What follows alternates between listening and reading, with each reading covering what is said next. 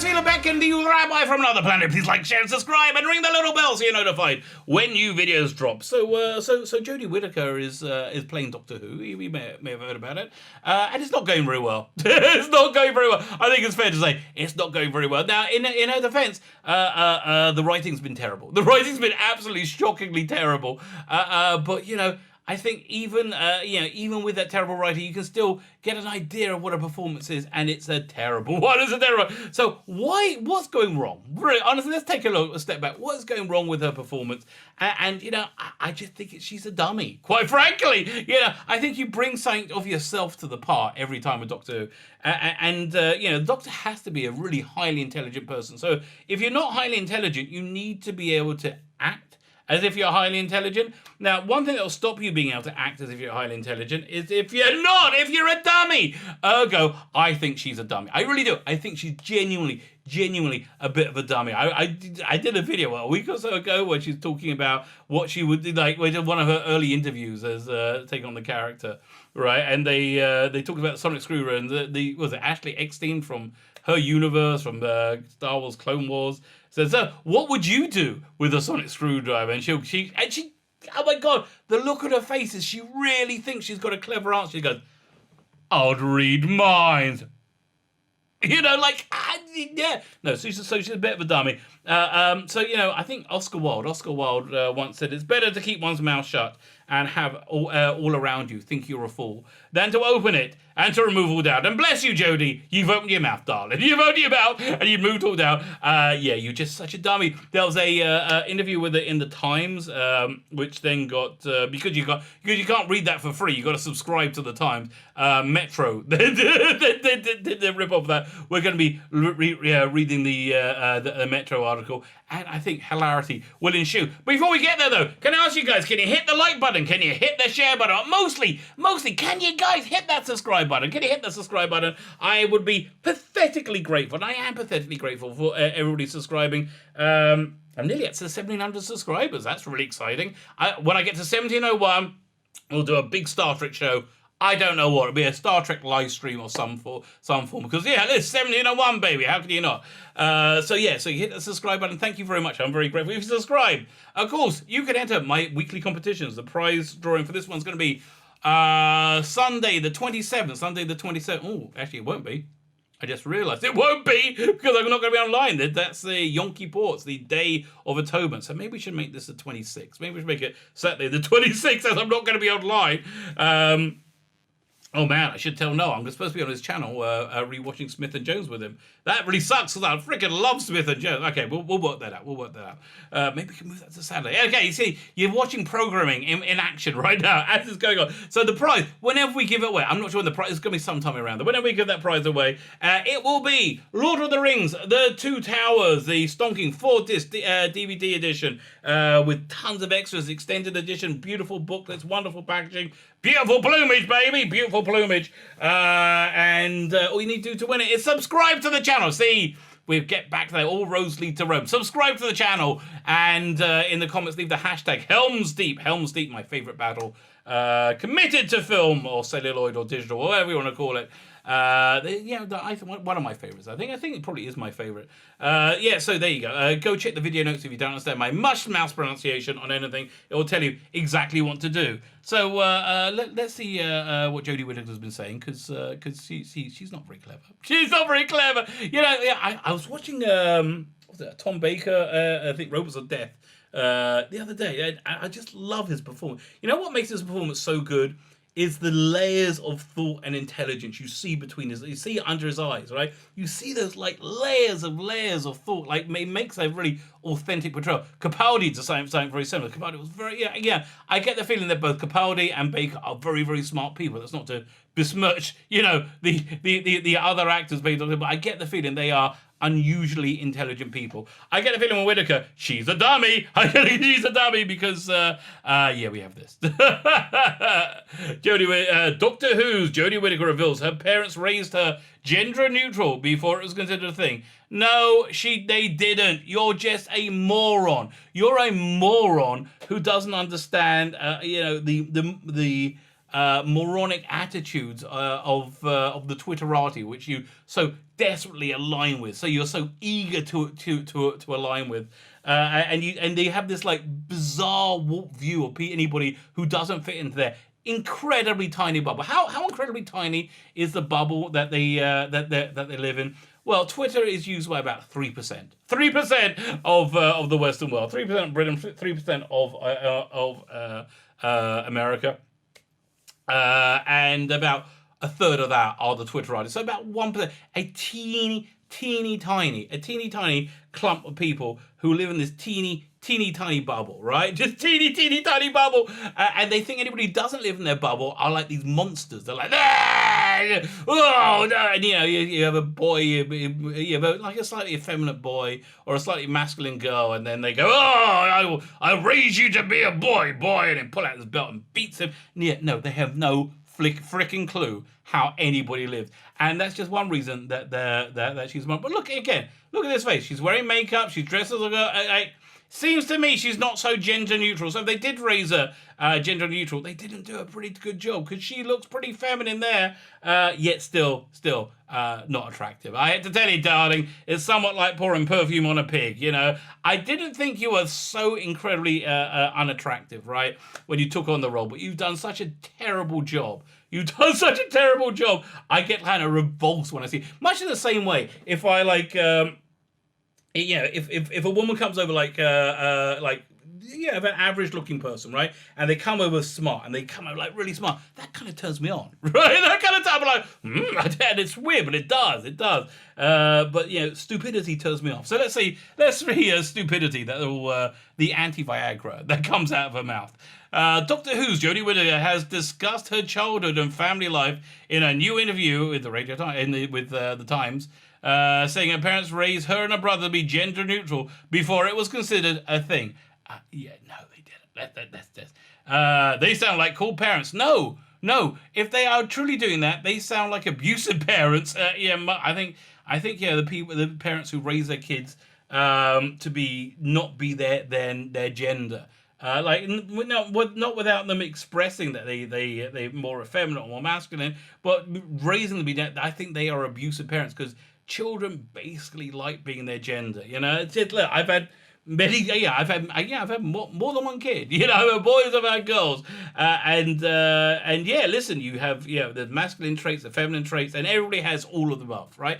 Every human being has feminine traits and masculine traits. We're talking about generalities.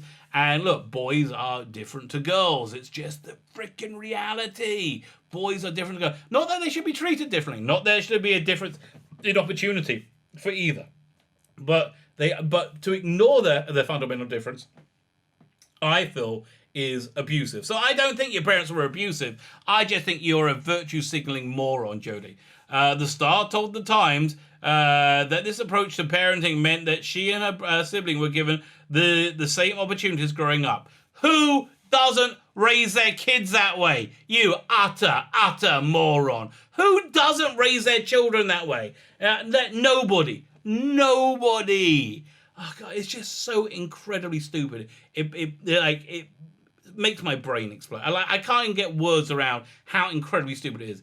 My brother and I were raised gender neutral before it was considered a thing, the 38 holder publication. No, you weren't. You're raised by decent people who didn't want to give each other disadvantages based on something meaningless like your frickin' gender.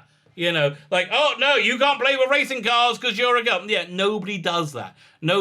However, boys tend to gravitate to want to play with guns, right? And you can't buy guns; they'll make guns. That's just girls tend to want to gravitate to play with dolls. It's not that people thrust them into the hand and say, "You must play with this. This is what you do." No, it's what girls and boys, generally speaking, like. Now, if you have a girl or boy that doesn't like that are into more masculine or feminine things, that's not their gender.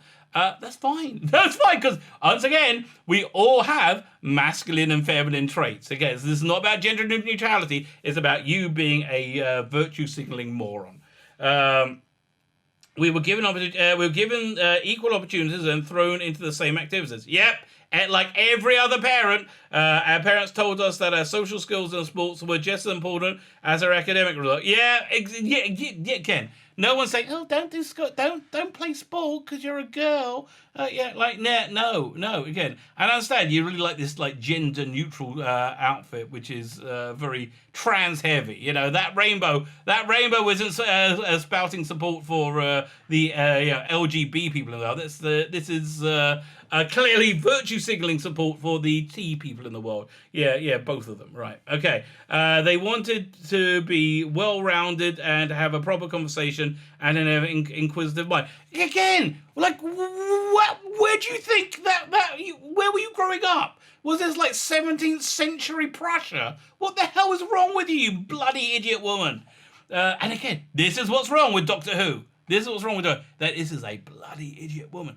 And she's not a bloody idiot because she's a woman. She's a bloody idiot that happens to be a woman. So I'm just saying, bloody idiot woman.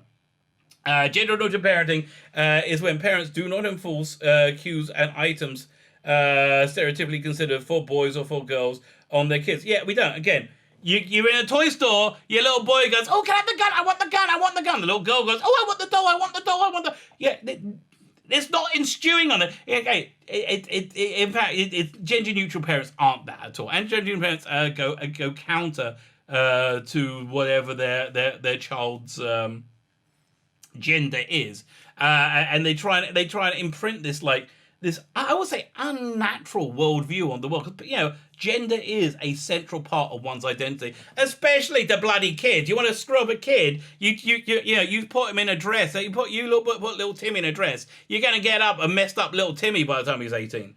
That's how the people from Silence, the people from like the Hannibal Lecter books end up. That's it. You ever read Red Dragon? That's where that guy came from being made to wear a bloody dress, okay?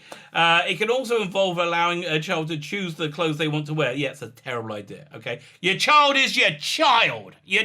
Don't let your child make life decisions. Bloody idiots. Your child is your child. Your child will choose to sit and not go to school and eat candy all day as well. Don't let your child in. So if you have a boy who wants to wear a dress, so probably what's going on is he's trying to please you. He's trying to please his parent because you are an insane guardian reading mother who thinks this is normal and thinks this is good. That's what's going on. In the past, celebrities such as Pink have said they raise their kids to be gender neutral, which I think is abusive. I just think is abusive to the children. Jodie became Doctor Who in 2017. Unfortunately, she didn't. Really? I think she just blew up Doctor Who. The first woman to take on the role since the debut in 1963. Not entirely true. Abella Weir paid it in a Big Finish audio. That said, she previously explained she isn't playing the role with a defined gender. Yeah, I knew that. This is not the first female Doctor. This is the first gender-neutral Doctor. She told Mary Claire in 2018, "I'm playing a Time Lord who's essentially an alien and inhabits different bodies, and this one is female." Yeah, it just happens to be it's the first one that's been female, right? It's the fact, because you keep having to mention that, don't you? Which I think was a terrible idea. It was like, if you're going to regenerate the Doctor into a woman, make her into a bloody woman. Have the Doctor explore what it is to be feminine, At the same time, there's no need to make the brand feminine. The drawback is when you take a masculine brand like Doctor Who, like Star Wars, like Star Trek, right? And then you make it feminine.